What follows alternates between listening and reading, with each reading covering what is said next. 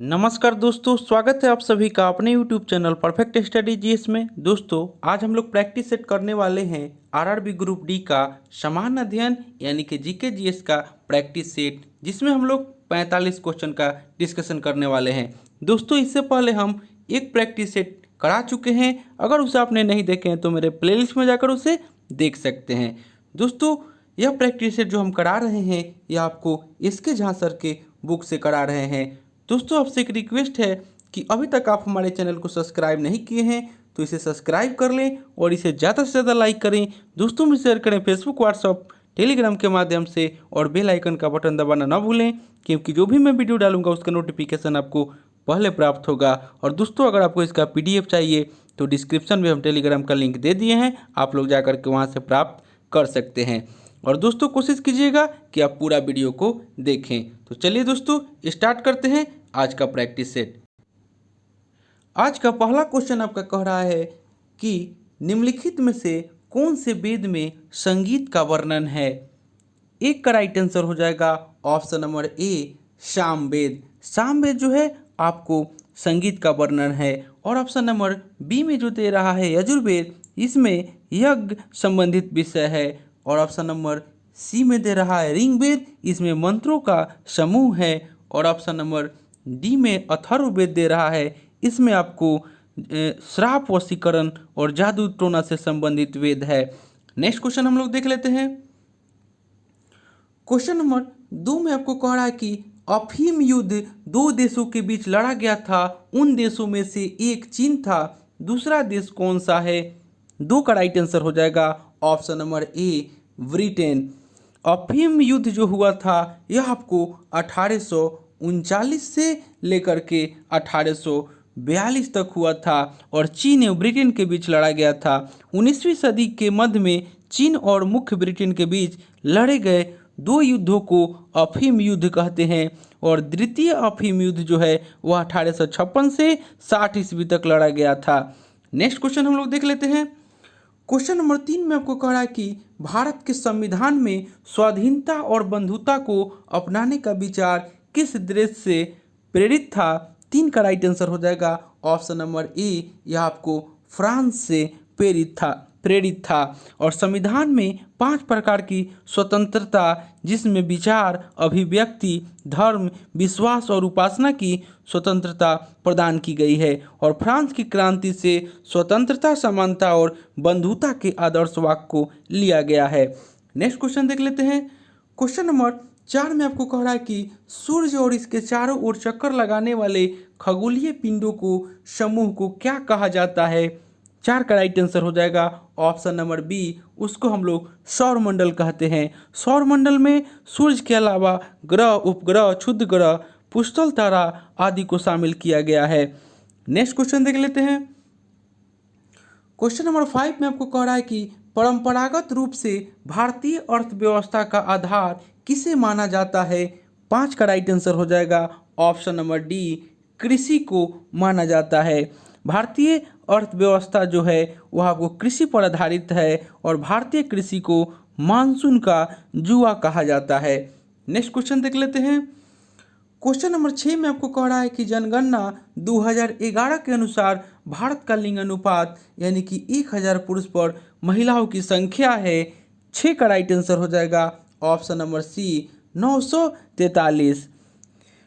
और आपको सबसे अधिक लिंग अनुपात वाला राज्य जो है वह केरल है, जो कि 1084 प्रति 1000 आपको पुरुषों पे 1084 महिलाएं हैं।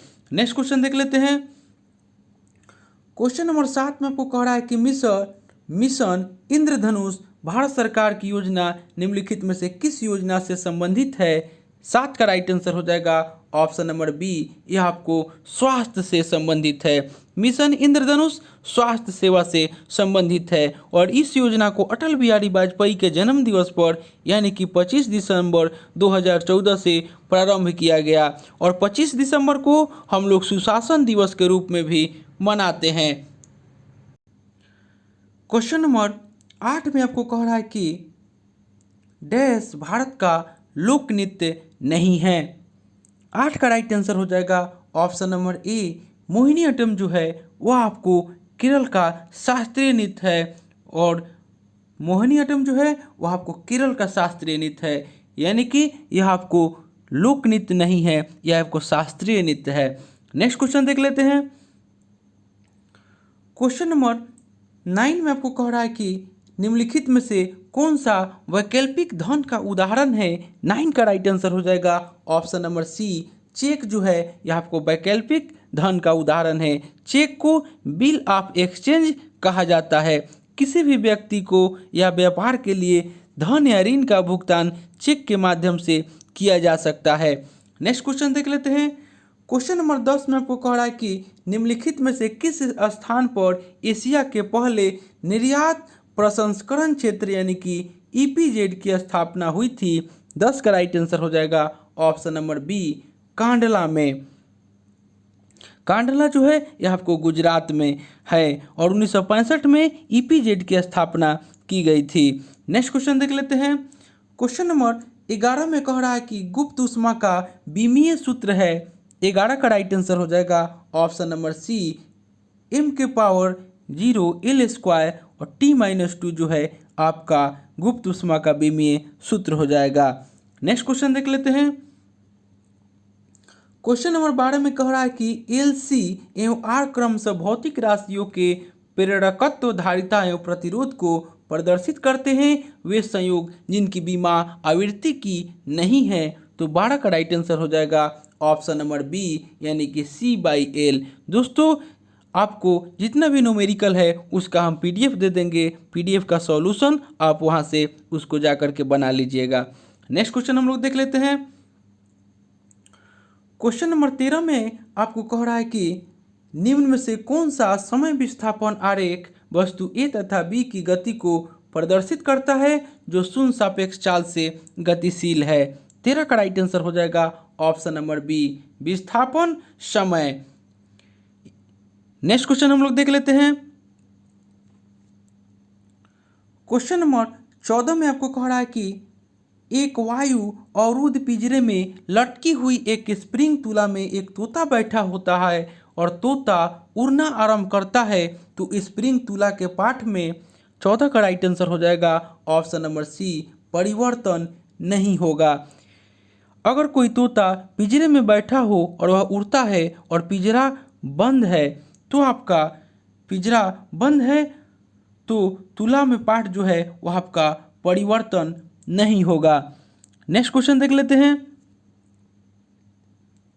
क्वेश्चन नंबर 15 में आपको कह रहा है कि स्वतंत्रता पूर्वक गिराने पर एक सिक्का एक कागज की पर्ची की अपेक्षा अधिक तीव्रता से गिरता है क्योंकि 15 का राइट आंसर हो जाएगा ऑप्शन नंबर ए यानी कि सिक्के पर वायु प्रतिरोध जो है वह कम हो जाएगा।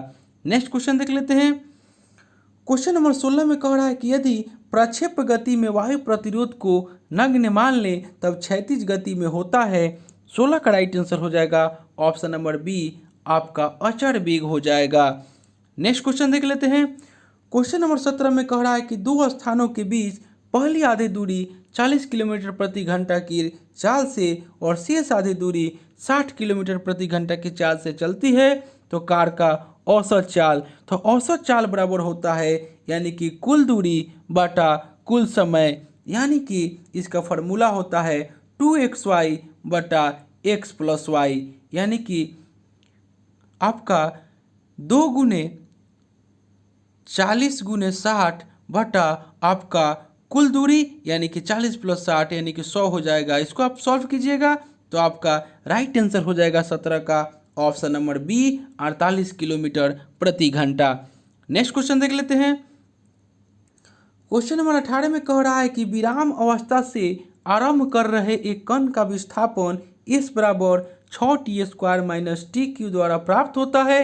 तो सेकेंड में वह समय जब कण पुनः शून्य वेग प्राप्त कर लेता है। 18 का राइट आंसर हो जाएगा ऑप्शन नंबर डी यानी कि 4 सेकेंड। दोस्तों इसका हम पीडीएफ का सॉल्यूशन दे देंगे, आप लोग इसे देख लीजिएगा अच्छे से।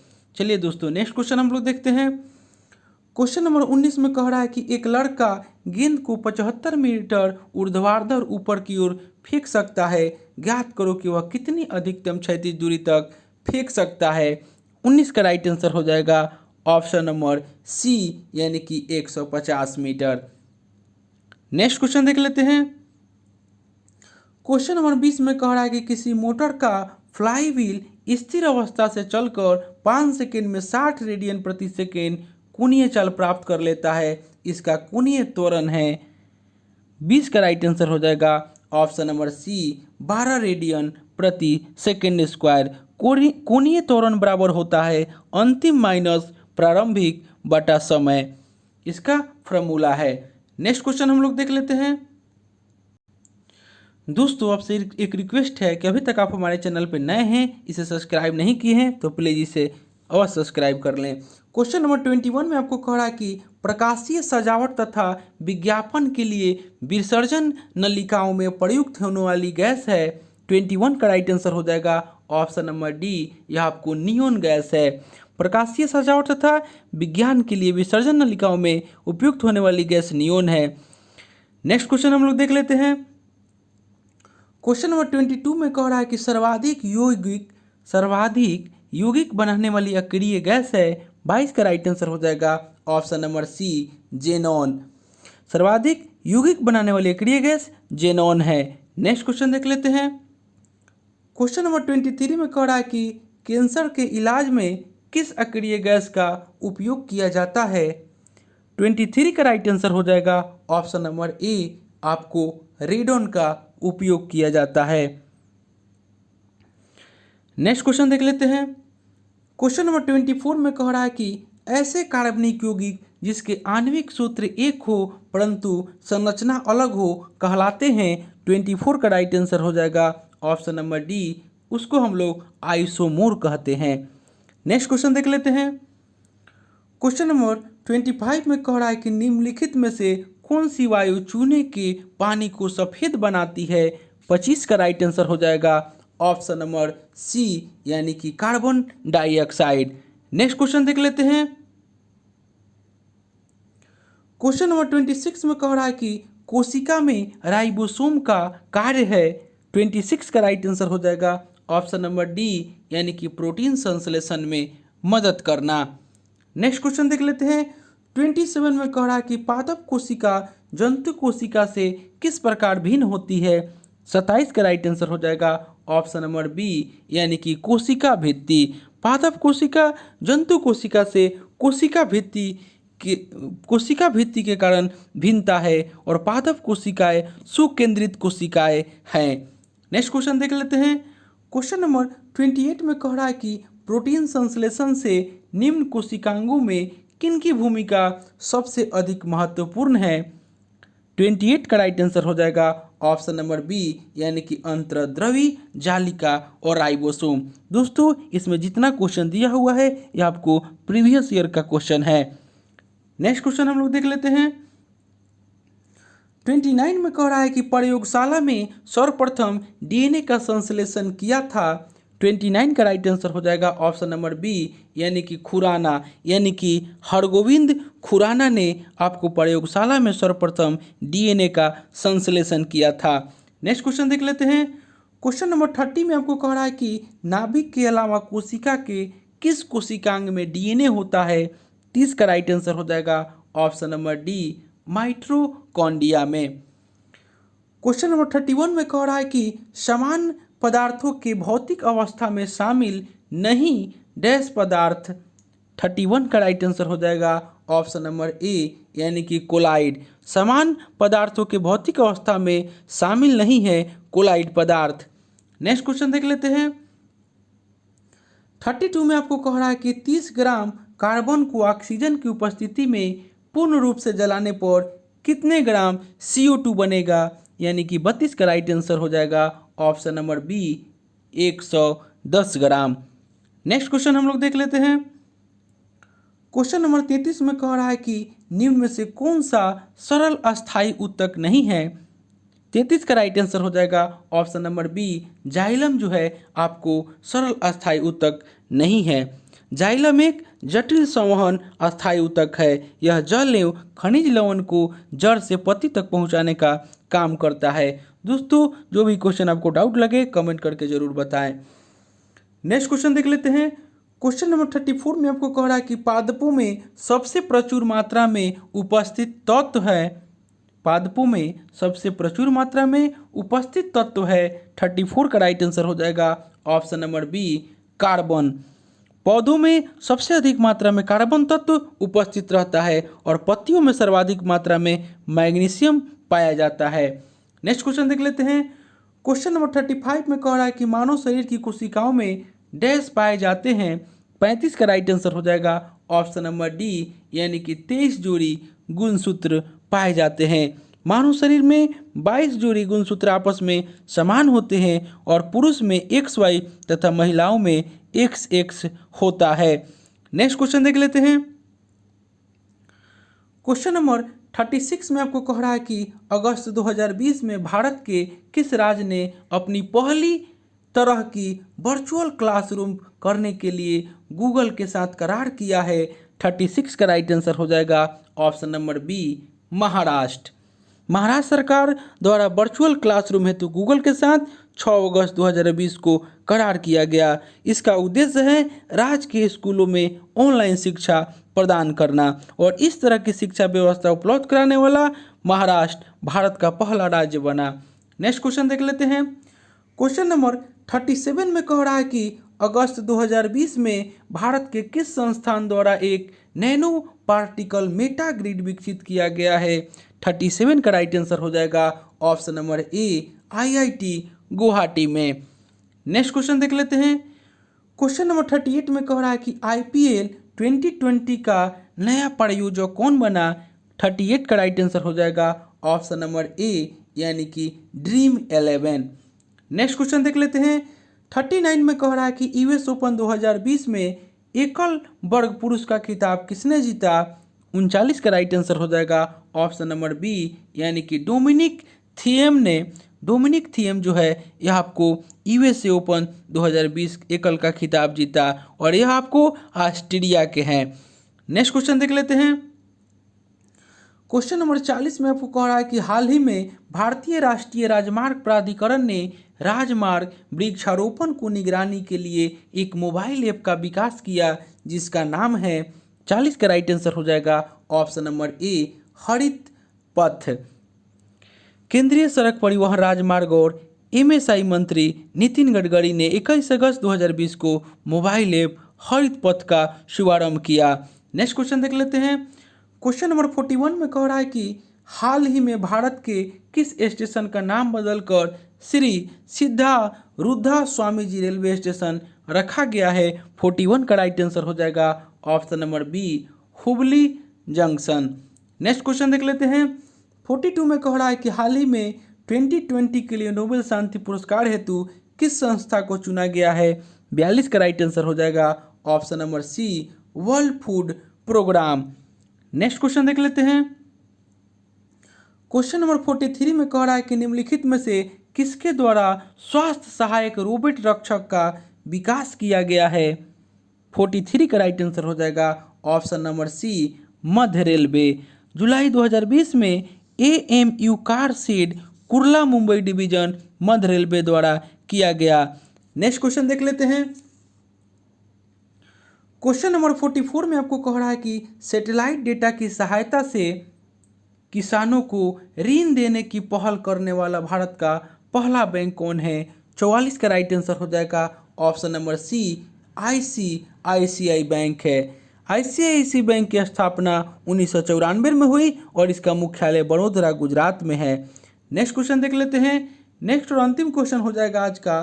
45 में कह रहा है कि सितंबर 2020 में केंद्र सरकार ने एकीकृत कोल्ड चेन और मूल्य संवर्धन के बुनियादी ढांचे के विकास हेतु प्रधानमंत्री किसान संपदा योजना के तहत कितनी परियोजनाओं को मंजूरी प्रदान की है। तो 45 का राइट आंसर हो जाएगा ऑप्शन नंबर डी, यानी कि 32 परियोजनाओं को मंजूरी प्रदान की है और इसकी शुरुआत 1 सितंबर 2020 को किया गया। दोस्तों यह प्रैक्टिस जो हम लेकर आए थे यह आपको RRB ग्रुप डी का प्रैक्टिस सेट नंबर 2 था। इससे पहले दोस्तों हम लोग एक प्रैक्टिस सेट कर चुके हैं। अगर उसे आपने नहीं देखे हैं तो मेरे प्लेलिस्ट में जाकर उसे देख सकते हैं। दोस्तों यह प्रैक्टिस सेट जो हम लेकर आए थे यह आपको SK झा सर के बुक से लेकर आए थे। दोस्तों आपसे एक रिक्वेस्ट है कि अभी तक आप हमारे चैनल को सब्सक्राइब नहीं किए हैं तो इसे सब्सक्राइब कर लें और इसे ज़्यादा से ज़्यादा लाइक करें, दोस्तों में शेयर करें फेसबुक, व्हाट्सएप, टेलीग्राम के माध्यम से, और बेल आइकन का बटन दबाना ना भूलें, क्योंकि जो भी मैं वीडियो डालूंगा उसका नोटिफिकेशन आपको पहले प्राप्त होगा। और दोस्तों इसका आपको PDF चाहिए तो डिस्क्रिप्शन में हम टेलीग्राम का लिंक दे दिए हैं, आप लोग जाकर के वहाँ से प्राप्त कर सकते हैं। और दोस्तों कोशिश कीजिएगा कि आप पूरा वीडियो को देखें। तो चलिए दोस्तों मिलते हैं नेक्स्ट वीडियो में, तब तक के लिए धन्यवाद।